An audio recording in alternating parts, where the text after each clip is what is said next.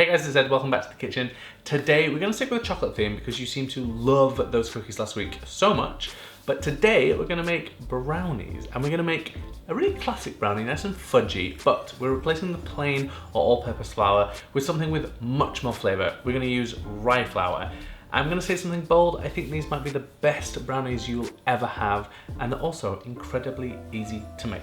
So for the dry ingredients, we're going to need some dark rye flour, some good cocoa powder, Dutch processed cocoa powder is what I use, and then obviously some salt as well to really bring out those flavours, and a little bit of baking powder, not too much.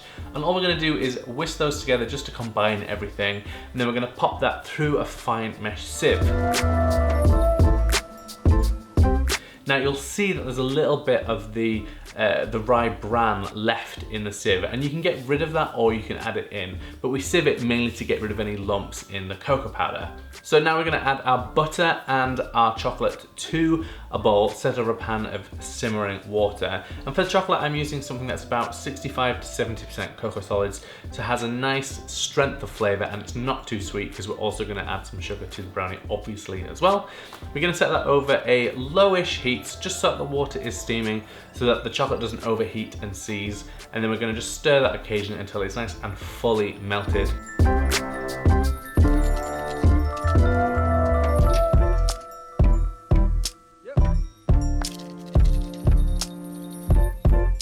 We're then going to take that off the pan, set that aside to cool for a few minutes while we work on the eggs and sugar. So what we're going to do is take our eggs and our sugar, put those in a stand mixer.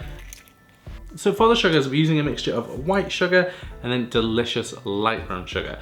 Now the reason for that is the light brown sugar has an amazing caramel note to it and really amps up all the flavours in the brownie, but we don't want to overpower the rye and the chocolate. So we use a mixture of half and half because the white sugar doesn't have any inherent flavour of its own. So we're going to add those to the sugar.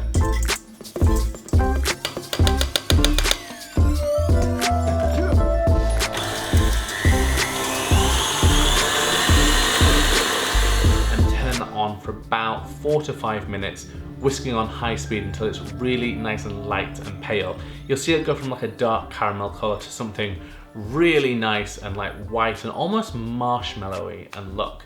Then what we're going to do is pour in our melted chocolate and butter that's had a little chance to cool and just whisk that to combine. At this stage I tend to take it off the mixer and finish it by hand because all we're going to do is add our dry goods and fold that in to combine. Now what you want to make sure you're doing is making sure you're not over mixing it at this stage. So I always say just as the last few bits of flour, you can just see the odd tiny little bit.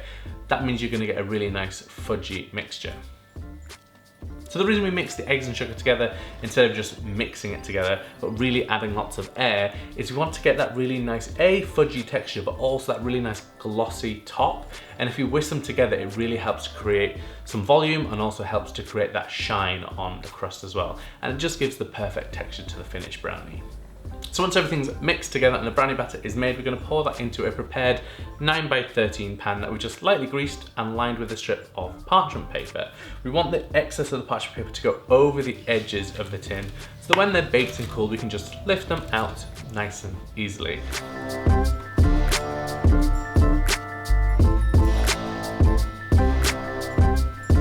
Now to finish, because we want to really make the flavours of the rye and chocolate sing, we're just going to sprinkle it with a little extra flaked sea salt just to really bring out those flavours. Now, if you don't really like that combination of salt and chocolate, you can leave it off, but I really think it helps bring out all those flavours.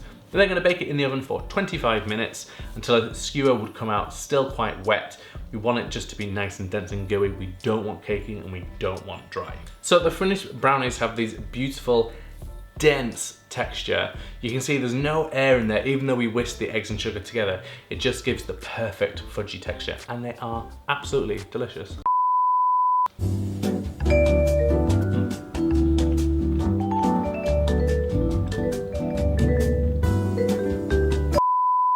They're so rich and fudgy and dense, really decadent and just utterly, utterly delicious. But because it's so simple, you're gonna make sure you use really good rye flour, really good chocolate, because they're the two main flavours of the brownies.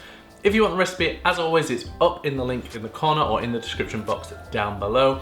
And if you liked the recipe, don't forget to give me a thumbs up. And if you're new to the channel, subscribe it because I make new baking videos every single week. And if you click that notification bell, you'll be the first to find out when my new recipes go live. And if there's something you want me to make, leave me a comment down below and I'll see if I can get to it in an upcoming video. Hey guys, it's Ed, welcome back to the kitchen. Today we're gonna make something, so if you don't want to, Now the one thing, what?